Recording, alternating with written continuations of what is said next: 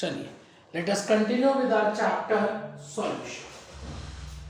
In the last lecture, I had explained you about the methods of expressing the concentration of solution. In fact, we had discussed about how we can express the concentration of any solutions, and I had explained you around 7 to 8 methods, and then we had discussed some numericals based on those methods of expressing the concentration of solution. In fact, मैं कहूँगा whatever we had studied till now, जो भी हमने अभी तक यहाँ तक पढ़ा है, all those concepts and fundamentals are going to be used as a tool to understand and analyze this chapter further. जो भी हमने अभी तक पढ़ा है, that will be used as a tool. उसे टूल की तरह यूज करा जाएगा to understand that chapter solution. In fact, according to me, we're going to start our main chapter from today onwards. हम आज से वाकई में मेन चैप्टर स्टार्ट करेंगे अपना सॉल्यूशन.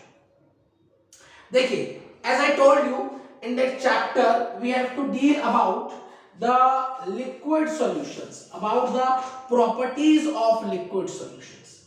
मैंने आपको बताया था इस चैप्टर को पढ़ते समय हमें लिक्विड सॉल्यूशंस की प्रॉपर्टीज को डील करना है, उनको बड़े एलाबोरेट में पढ़ना है.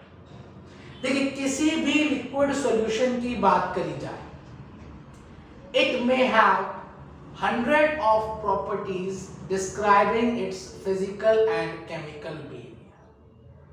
किसी भी लिक्विड की बात करी जाए, उस लिक्विड की ढेर सारी प्रॉपर्टीज होती हैं describing it's different nature. We have got various properties, ढेर सारी प्रॉपर्टीज है which describes the different aspect of that solution. For example, we have got electrical conductivity, we have got thermal conductivity, we have got refractive index, viscosity, entropy, enthalpy. In that manner, we have got so many of properties of any liquid solutions which describe us the different aspects of that solution.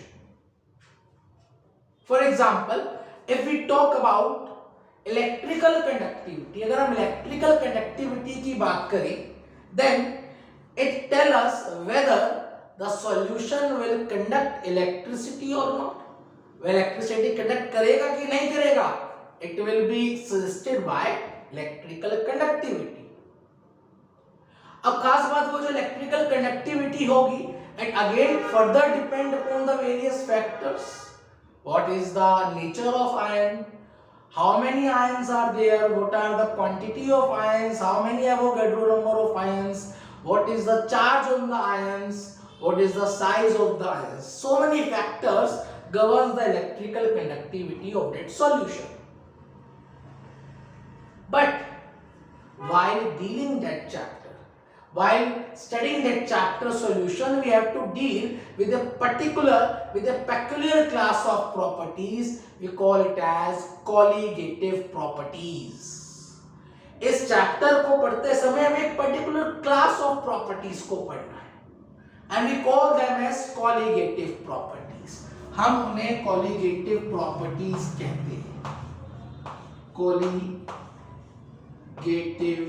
properties. Now, the question arises that what is this colligative properties? What are these colligative properties? आखिरकार colligative properties होती क्या है? We used to say any property that depends upon the number of solute particles and independent of its nature will be termed as colligative property. कोई भी ऐसी property जो number of solute particles पर depend करती हो पर उसके nature से इंडिपेंडेंट हो, उस तरह की प्रॉपर्टीज को कोलिगेटिव प्रॉपर्टी कहा जाएगा। Any property which depend upon the number of solute particle and it's independent to its nature will be termed as colligative property। मैं लिखता हूं,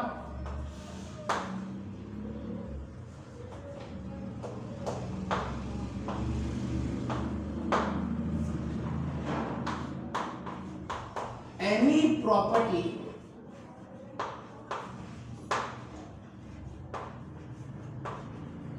which depends upon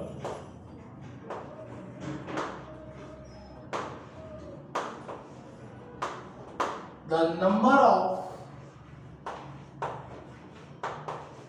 solute particles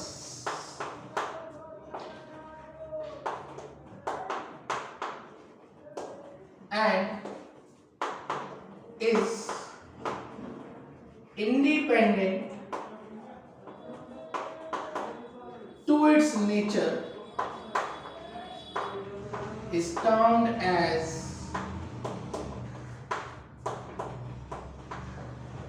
colligative property। I am writing that colligative property in short as CP।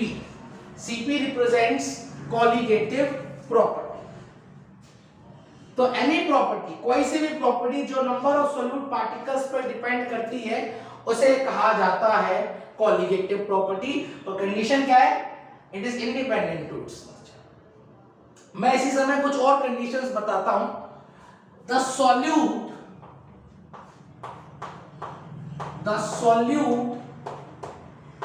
must be non-volatile। The solute must be non-volatile and follows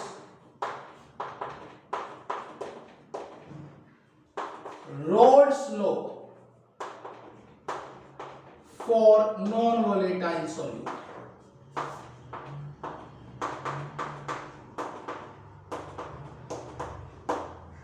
देखिए, जो solute होना चाहिए that must be non-volatile। Now the question arises that what is non-volatile? Just hold on, we'll definitely going to learn in this lecture। इसी lecture में हम देखेंगे what is non-volatile। बस अभी के लिए इतना याद रखें कि सॉल्यूट non-volatile होना चाहिए और हमें Raoult's law for non-volatile को फॉलो करना चाहिए, ओबे करना चाहिए। Once again, Raoult's law for non-volatile solute क्या होता है? Definitely we'll going to learn in this lecture। इसी लेक्चर में हम देखेंगे what is our Raoult's law। अभी के लिए सिर्फ ये समझ लें कि कोई सा भी सोल्यूट जो नॉन वोलेटाइल होगा, मतलब जो सोल्यूट हो वो कैसा होना चाहिए? नॉन वोलेटाइल होना चाहिए और वो सोल्यूट Raoult's law फॉलो करना चाहिए। तीसरी condition, colligative properties depends upon the solvent। Colligative properties depends upon solvent। Colligative properties solvent पर डिपेंड करती हैं। For different solvent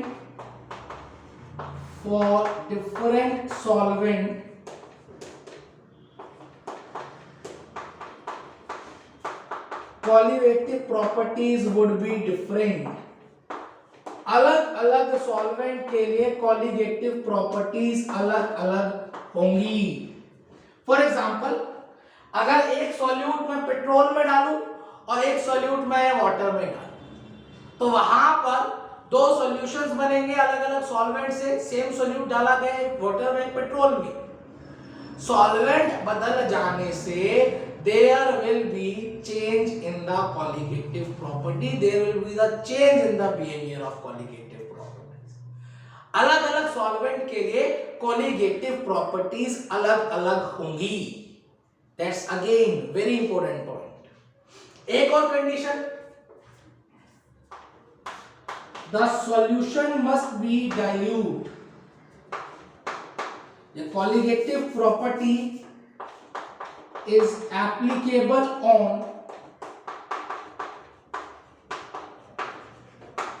diluted solution.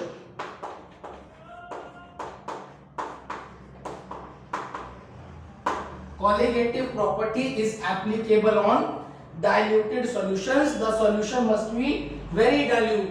जो solution होना चाहिए वो dilute होना चाहिए, मतलब ऐसा solution जिसमें solute की मात्रा काफी कम, that will be the diluted solution. Concentrated solution में colligative properties applicable नहीं होती. कॉलिगेटिव प्रॉपर्टीज सिर्फ और सिर्फ डाइल्यूटेड सॉल्यूशन में ही एग्जिस्ट करेंगी, एप्लीकेबल होंगी. That's the fourth condition, that's the fourth point. Now एक और condition, in fact the most important condition. देखिए, as I told you, the colligative properties depends upon the number of solute particles. Colligative properties number of solute particles पर depend करती है. इसका मतलब वहां पर सॉल्यूट पार्टिकल्स फिक्स होने चाहिए, कांस्टेंट होने चाहिए. जितने सॉल्यूट पार्टिकल्स आपने डाले हैं उतने ही सॉल्यूट पार्टिकल्स होने चाहिए. ऐसा ना हो सॉल्यूट पार्टिकल्स सॉल्वेंट में डालते समय चेंज हो जाए. मतलब ऐसा ना हो आपने सॉल्यूट पार्टिकल्स डाले हैं, डालने के बाद सॉल्वेंट में डालने के बाद वहां पर number of solute particles change हो जाए. Solute particles must be fixed. Solute particles में परिवर्तन नहीं आना चाहिए. बट मेनी टाइम्स, कई बार होता क्या है, जितने सॉल्यूट पार्टिकल्स आपने डाले हैं और जितने सॉल्यूट पार्टिकल सॉल्यूशन में नजर आते हैं वहां पर डिफरेंस आ जाता है. जितने सॉल्यूट पार्टिकल्स आपने डाले हैं और जितने सॉल्यूट पार्टिकल सॉल्यूशन में नजर आ रहे हैं उनमें डिफरेंस आ जाता है. Solute particles get changed. हम कहते हैं सम सॉल्यूट्स में अंडरगो डिसोसिएशन. कुछ सॉल्यूट सॉल्वेंट में डालने के बाद डिसोसिएट हो जाते हैं और डिसोसिएट होने के बाद वहां पर नंबर ऑफ सॉल्यूट पार्टिकल्स बढ़ जाते हैं. जैसे कि NaCl को सॉल्वेंट में डाला जाए, पानी में डाला जाए, then it get dissociate and it turns into Na+ and chloride ions, Cl- ion. वहां पर नंबर ऑफ सॉल्यूट पार्टिकल्स बढ़ जाते हैं. Similarly, we used to say some solute get associated. कुछ solute particles जुड़ जाते हैं, एसोसिएट हो जाते हैं और एसोसिएट होकर नंबर ऑफ solute particles कम हो जाते हैं. इस तरीके से वहां पर नंबर ऑफ solute particles में परिवर्तन आ जाता है in some solutes, and in that condition it is termed that it is communicated that solution is behaving abnormally. Number of solute particles में परिवर्तन आ जाने से वहां पर कॉलिगेटिव प्रॉपर्टीज में भी परिवर्तन आ जाता है, चेंज आ जाता है और हम वहां कहते हैं that solution is behaving abnormally. Solution normal behaviour show नहीं कर रहा है, उसकी बजाय abnormal बिहेवियर शो कर रहा है. एंड इन दैट कंडीशन हमें उस एबनॉर्मल बिहेवियर को काउंट करना होगा और उसको एनालाइज करना होगा. व्हाट आई मीन टू से, the solute particles must not associate और डिसोसिएट. सॉल्यूट पार्टिकल्स ना तो एसोसिएट होने चाहिए ना ही डिसोसिएट होने चाहिए. Solute particles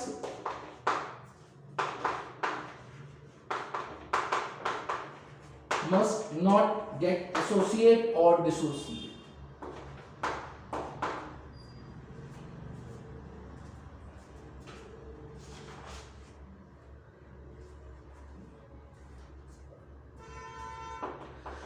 Must not associate or dissociate.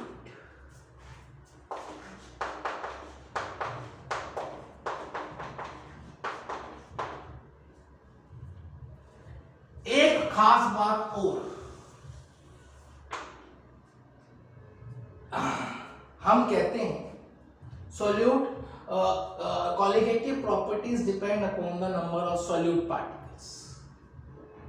ऐसी प्रॉपर्टीज जो नंबर ऑफ सोल्यूट पार्टिकल्स पर डिपेंड करती हैं, उन प्रॉपर्टीज के लिए हम हमेशा लिख सकते हैं, we can always write colligative property is directly proportional to molality. ऐसी प्रॉपर्टीज जो नंबर ऑफ सोल्यूट पार्टिकल्स पे डिपेंड करती हो और जो नेचर ऑफ सॉल्वेंट पे डिपेंड करती हो, उन प्रॉपर्टीज के लिए we can always write those properties are directly proportional to molality.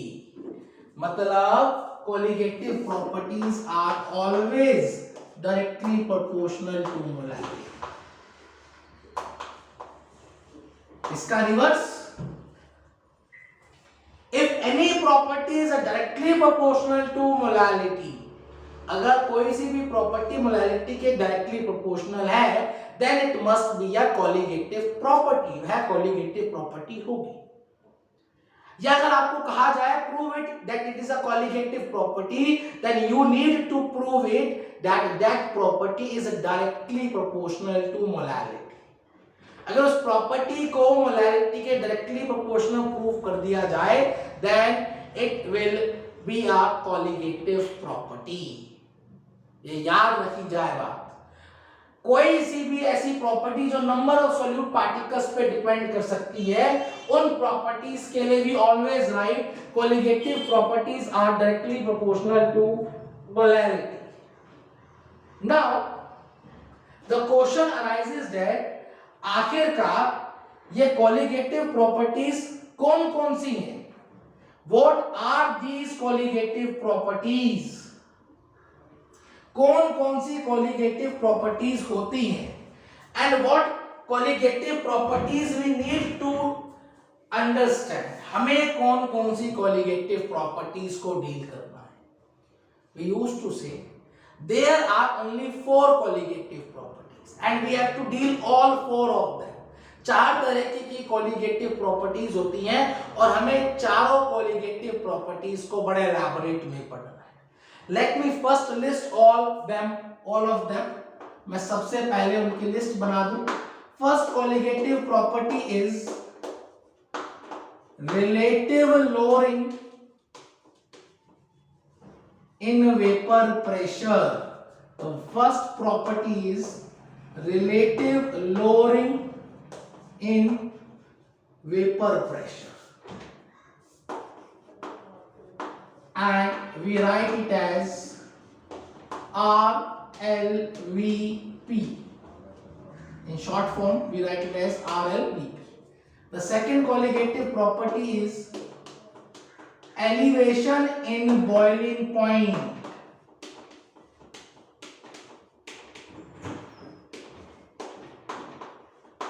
And we write it as EBP.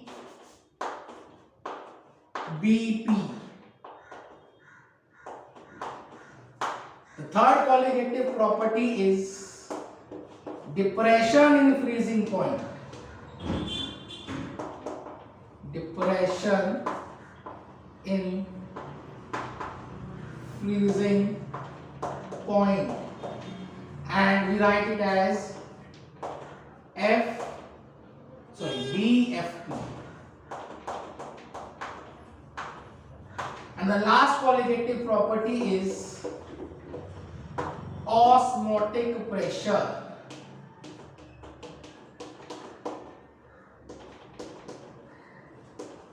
These are the 4 colligative properties and these are the conditions for colligative properties.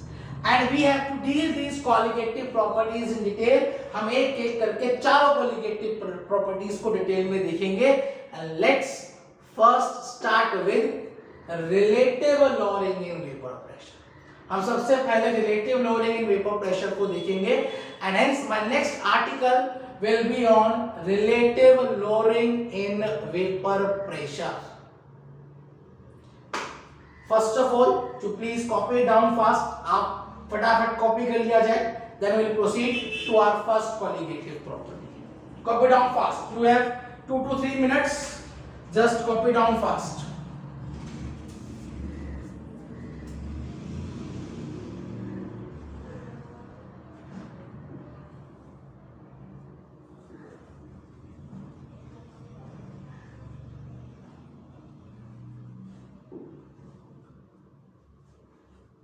चलिए, let's move on to our first colligative property, it is relative lowering in vapor pressure.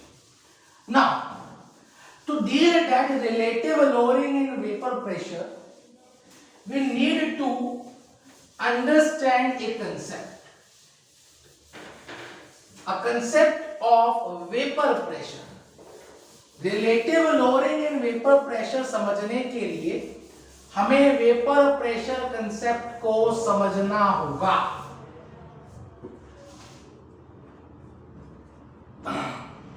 To deal with relative lowering in vapor pressure, we need to conceptualize about vapor pressure. What is a vapor pressure? What do you mean by the term vapor pressure? Vapor pressure होता क्या है, इसका क्या मतलब है? We need to account for it. अब हम इसी बात को देखेंगे. Relative lowering in vapour pressure को समझने के लिए अब हम सबसे पहले देखेंगे vapour pressure concept. What is a vapour pressure? चलिए, let's move on to the next article, that is the most important article of that chapter, that is vapour pressure concept.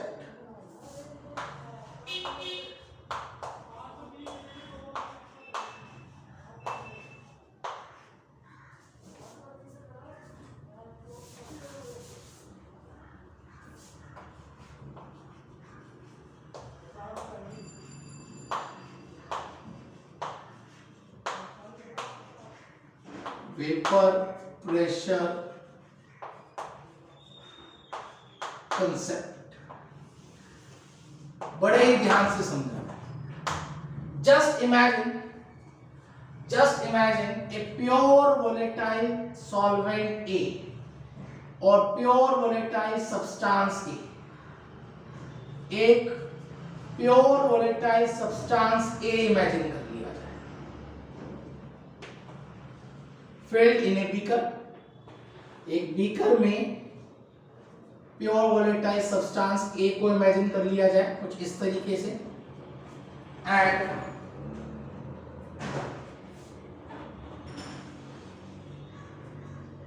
these are the particles of this pure volatile substance A. ये इस substance के कुछ particles हैं. These are the surface particles. जो surface के particles हैं ये वो है, called as pure volatile substance A.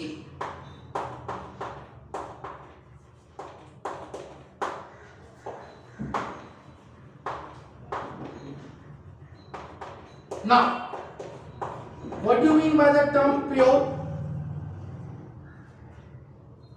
Pure means इस सब्सटेंस में, इस सॉल्वेंट में सिर्फ और सिर्फ ए के पार्टिकल्स हैं. ए के पार्टिकल के अलावा इसमें और किसी तरीके का कोई सा भी पार्टिकल नहीं है. इसमें सिर्फ और सिर्फ we are having only the particles of A and only A. सिर्फ और सिर्फ ए के पार्टिकल, किसी तरह की कोई इंप्योरिटी नहीं है, किसी तरह का कोई दूसरा और पार्टिकल नहीं है. That means the meaning of pure.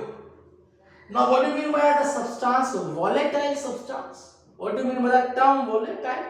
Volatile शब्द का क्या मतलब है? देखिए, मैं बताता हूं.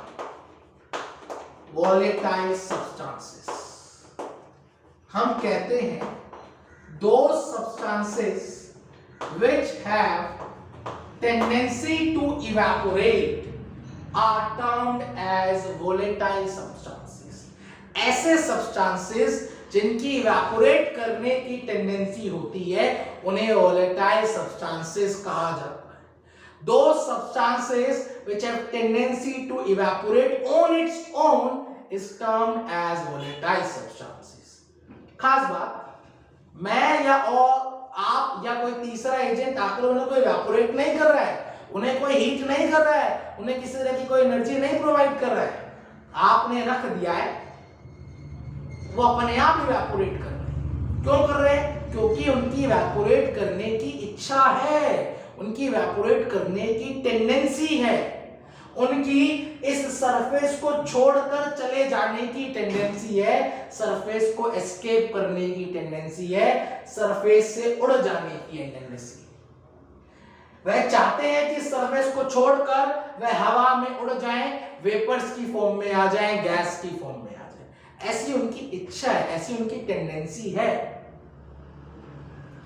और जिसकी जैसी टेंडेंसी होती है वह वैसा काम करता है। इनकी इवेपोरेट होने की टेंडेंसी है, ये इवेपोरेट करेंगे। हम कहते हैं those substances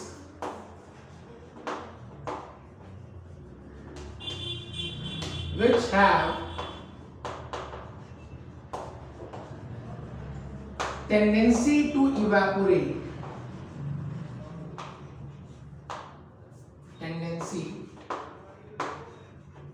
evaporate, on its own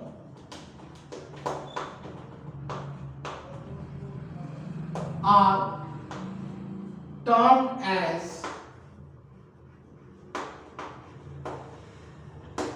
volatile substances.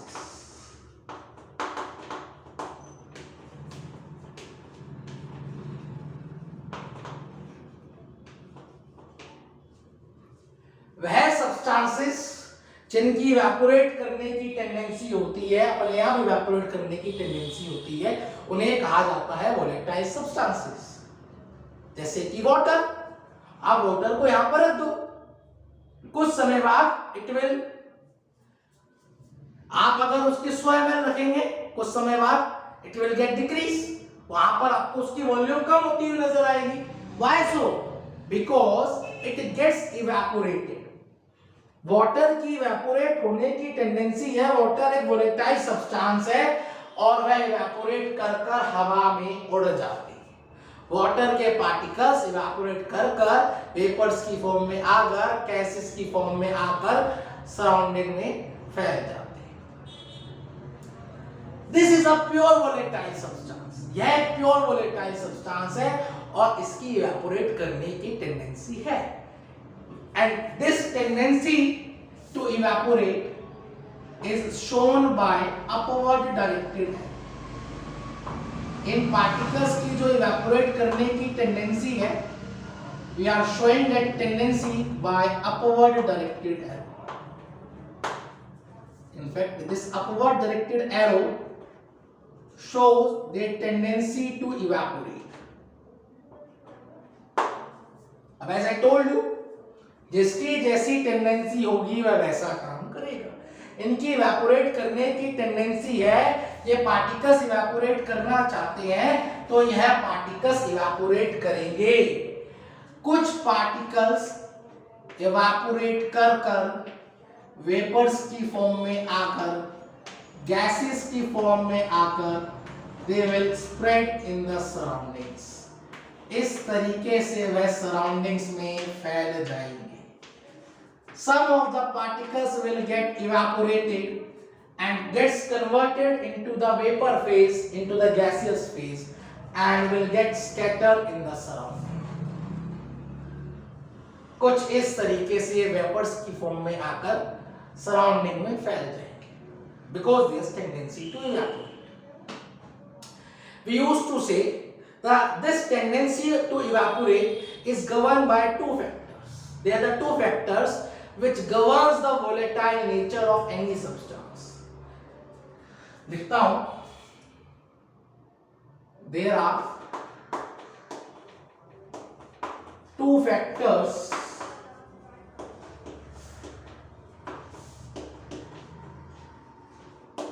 which govern the volatile nature of any substance.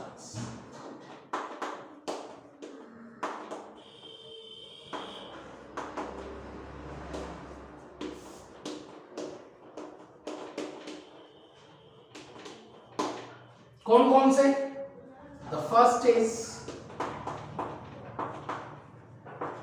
intermolecular force of attraction.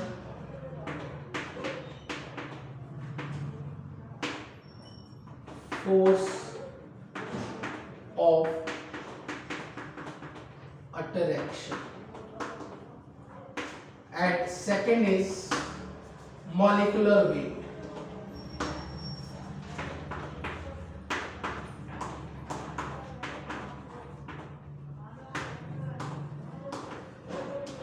एक खास बात मैं यहां पर बता दूं, देखिए अभी इस कंडीशन में, at that present condition, at that present situation, we can represent that phenomena by a liquid is converting into a gas. That equation represents that phenomena, or we used to say that phenomena can be represented by that equation. खास बात यहां पर अभी इसी समय किसी तरह का कोई भी अपोजिशन फोर्स नहीं, the process is only occurring in the forward direction, process सिर्फ और सिर्फ फॉरवर्ड डायरेक्शन में होता हुआ नजर आ रहा है, किसी तरीके का कोई अपोजिशन नहीं है, कोई अपोजिंग फोर्स नहीं है, ऐसा कोई फोर्स नहीं है जो इस प्रोसेस को रोक रहा हो, जो इसको अपोज कर रहा हो। The process is only occurring in the forward direction and can be represented by a liquid is converting into A gas. Now, the volatile nature, as I told you, is governed by the two factors, the intermolecular force of attraction and the molecular weight. हम कहते हैं the lesser the intermolecular force is, the lesser the intermolecular force of attraction is,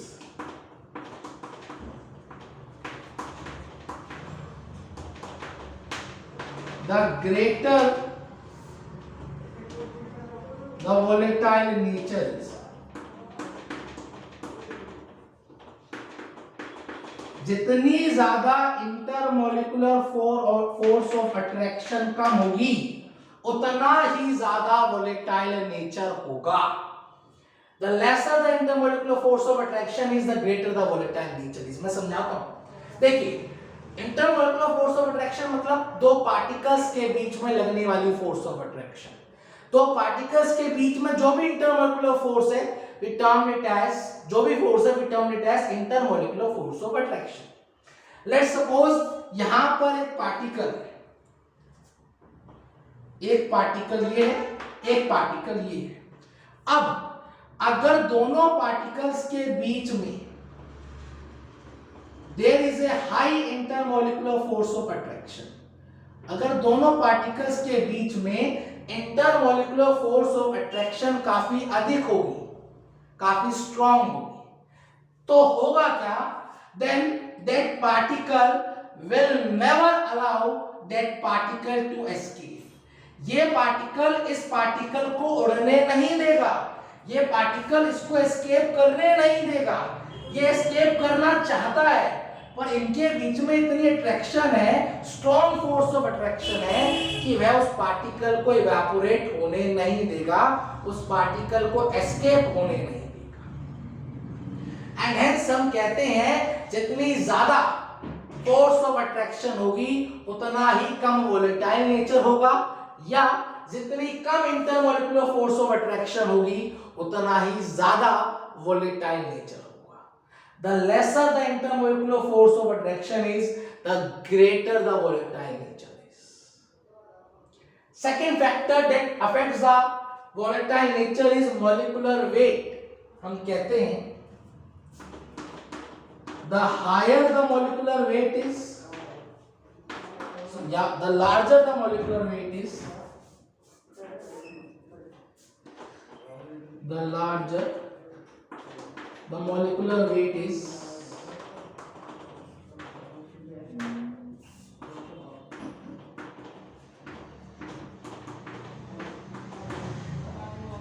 the lesser the volatile nature is।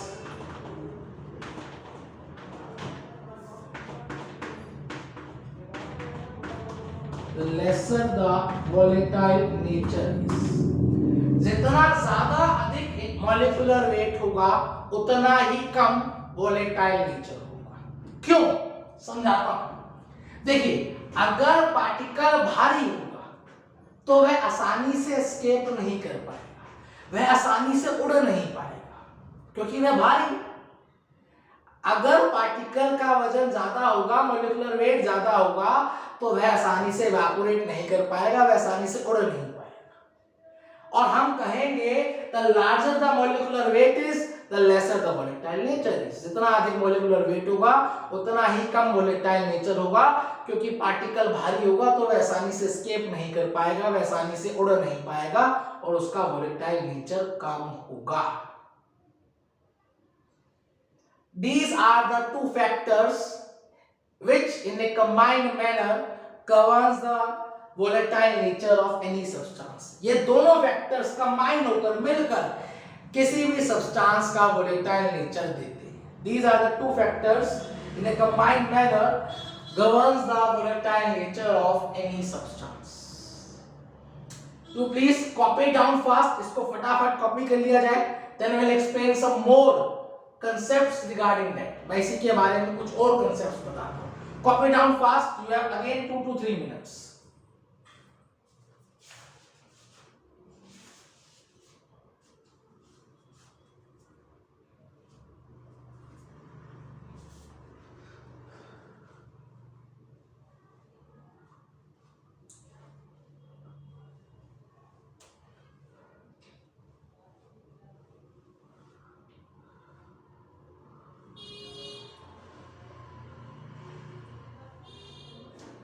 चलिए, let's move on.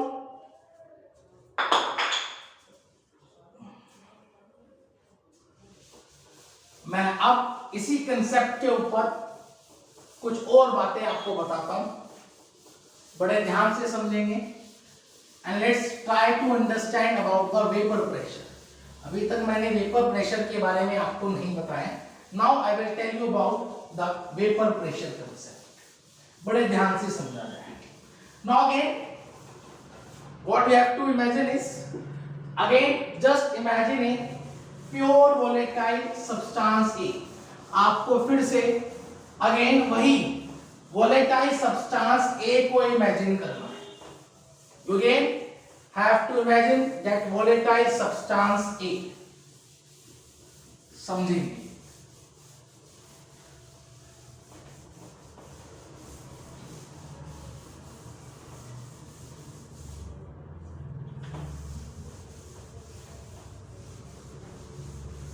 Just imagine a pure volatile substance A।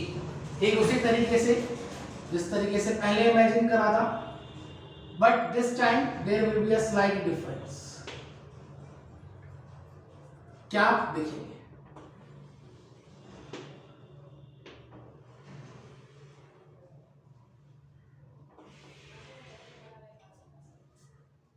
This is a pure volatile substance A।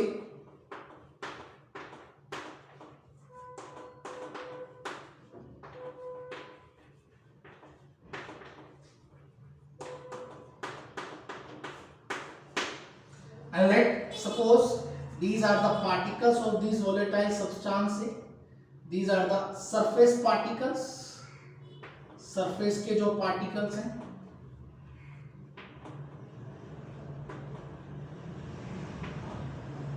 Now this time there is a slight difference that we have taken that volatile substance। हमने इस बार जो volatile substance लिया है that is in a closed container।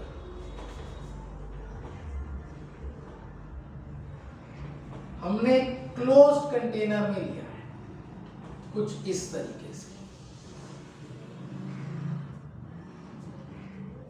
Just imagine a pure volatile substance in that a closed container।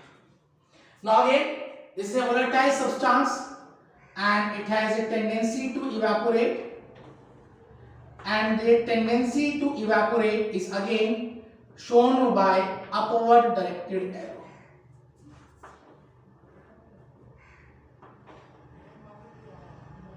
इनकी जो evaporate करने की tendency है we are denoting by upward directed arrow. As I told you, जिसकी जैसी tendency होती है वैसा काम करता है. It's a volatile substance. It has tendency to evaporate. इसकी evaporate करने की टेंडेंसी है, तो यह evaporate करेगा. और सबसे पहले कुछ सरफेस के पार्टिकल्स evaporate कर वेपर फेज में कन्वर्ट होकर, गैसेस में कन्वर्ट होकर, they will spread in that empty space in the container. हम कहेंगे कुछ लिक्विड पार्टिकल्स, कुछ सरफेस के पार्टिकल्स इवेपोरेट कर वेपर्स में बनकर गैस फॉर्म में कन्वर्ट होकर कुछ इस तरीके से बीकर में फैल जाएंगे. They will spread in that beaker. Now, as we know very well, vapors exert pressure in all direction. हम जानते हैं gas exert pressure in all direction. Gas हर दिशा में pressure exert करती है. And these are the particles of vapors. These are the particles of liquid. ये vapors के particle है. vapors मतलब गैस के particle है, और ये liquid के particle है. अब जो कि गैस के particle है, then they will exert pressure in all direction, क्योंकि ये तो गैस की property है. Similarly, these particles will exert some pressure in all direction. ये particles हर direction में कुछ ना कुछ pressure exert करेंगे. Every direction. यह बीकर पर भी pressure लगाएंगे, कंटेनर पर भी pressure लगाएंगे, इनफैक्ट इस लिक्विड पर भी pressure लगाएंगे. These vapors will exert pressure in all direction. इस कंटेनर में भी, इस वॉल पर भी, और इस सरफेस के पार्टिकल्स पर भी. These vapors will exert some pressure on these particles, on those particles which have tendency to evaporate. जो उड़ना चाहते हैं, ये पार्टिकल्स, ये वेपर्स उन पर ऊपर से प्रेशर लगाएंगे. Now there is some sort of opposing force in these vapors, in the form of these vapors. अब ये मॉलिक्यूल्स को evaporate करने पर एक opposing force मिल रहा है, opposition phase नजर आ रहा है, that is by from vapors. These vapors will exert pressure to these particles and it will oppose evaporation.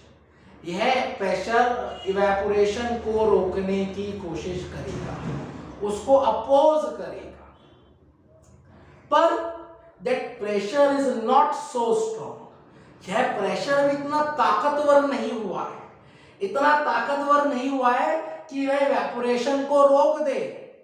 Definitely ये उसको अपोज करेगा, उसको रोकने की कोशिश करेगा, उसको धीमा कर देगा, पर अभी प्रेशर इतना ताकतवर नहीं हुआ है और इसको वह पूरी तरीके से रोक नहीं पाएगा. और हम कहेंगे कुछ और पार्टिकल्स, कुछ और लिक्विड के पार्टिकल्स इवेपोरेट होकर, वेपर्स में कन्वर्ट होकर, गैस में कन्वर्ट होकर, they will spread in the container.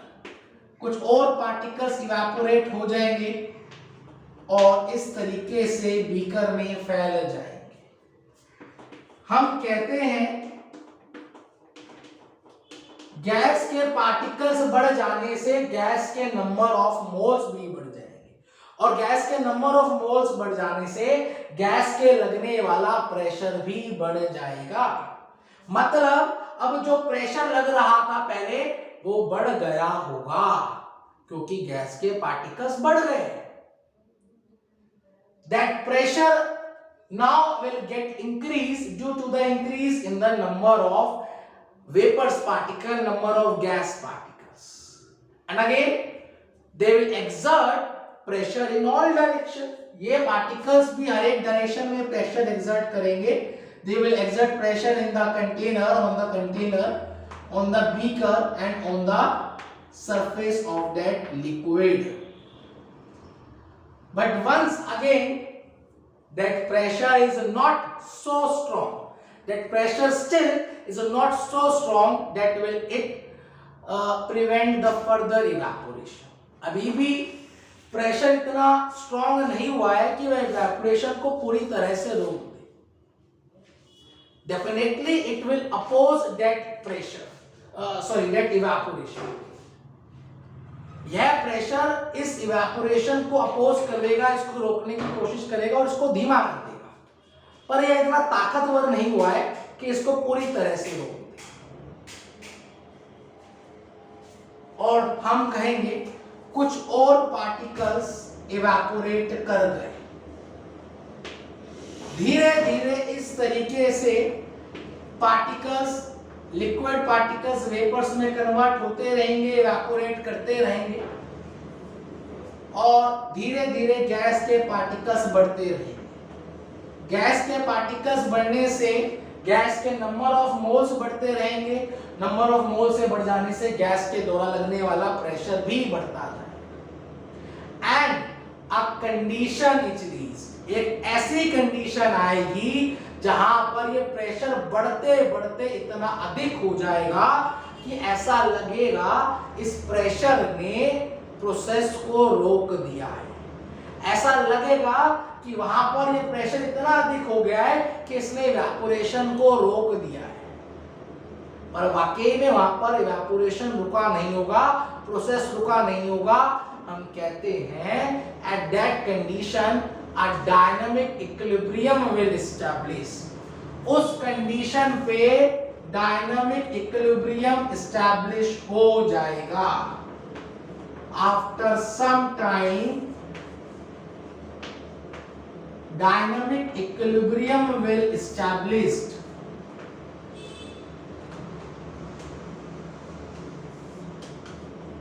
Equilibrium will established.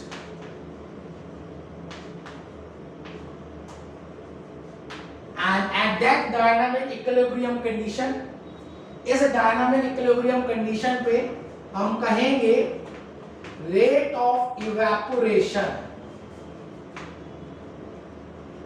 rate of evaporation becomes equals to the rate of condensation. जितने मॉलिक्यूल्स इवेपोरेट कर कर ऊपर जा रहे हैं उसी समय उतने ही मॉलिक्यूल्स कंडेंस होकर नीचे आ जा रहे हैं. At that dynamic equilibrium condition हमें नजर आएगा कि प्रोसेस रुक गया है, पर वाकई में प्रोसेस रुका नहीं है, इवेपोरेशन हो रहा है. पर उस समय जितने मॉलिक्यूल्स इवेपोरेशन होकर ऊपर जा रहे होंगे उतने ही मॉलिक्यूल्स ऊपर से कंडेंस होकर नीचे आ जा रहे हैं. The volume of that liquid will get constant. इस लिक्विड की वॉल्यूम स्टेबल हो जाएगी, ना तो बढ़ेगी ना घटेगी. The number of vapors, number of particles of vapor, number of gas particles will also become constant. Gas के पार्टिकल्स भी कांस्टेंट हो जाएंगे और गैस के पार्टिकल्स कांस्टेंट हो जाने से नंबर ऑफ मोल्स कांस्टेंट हो जाएंगे. गैस के नंबर ऑफ मोल्स कांस्टेंट हो जाने से इसके द्वारा लगने वाला प्रेशर भी कांस्टेंट हो जाएगा.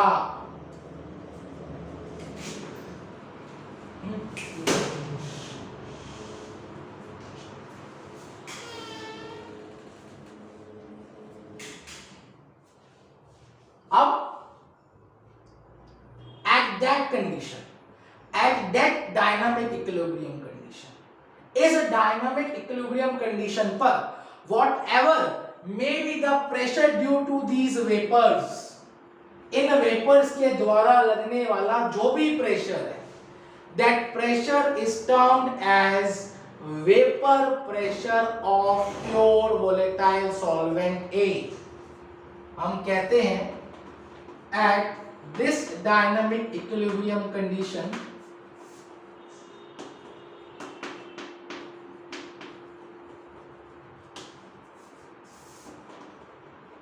the pressure due to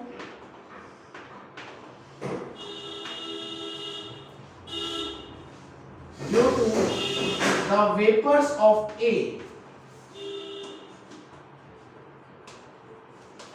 is termed as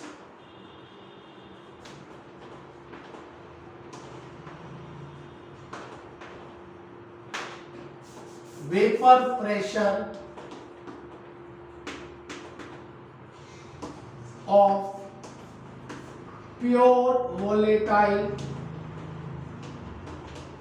substance A and is denoted by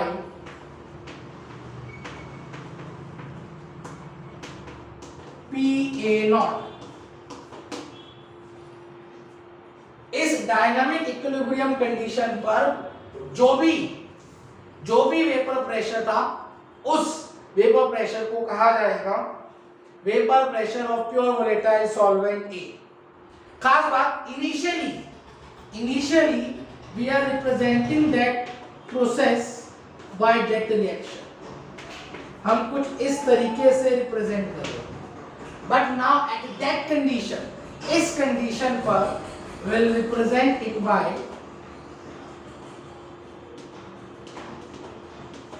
a liquid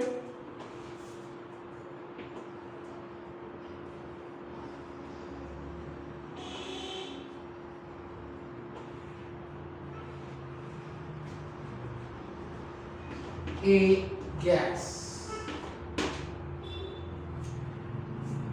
अब यहाँ पर डायनामिक इक्विलिब्रियम एस्टैब्लिश हो चुका है, अब एक रिवर्सिबल रिएक्शन हो चुकी है and hence will represent that process by that method. और इस कंडीशन पर जो भी वेपर्स के द्वारा लगने वाला प्रेशर होगा that is the vapour pressure of pure volatile substance A and denoted by PA naught। That is what is vapor pressure।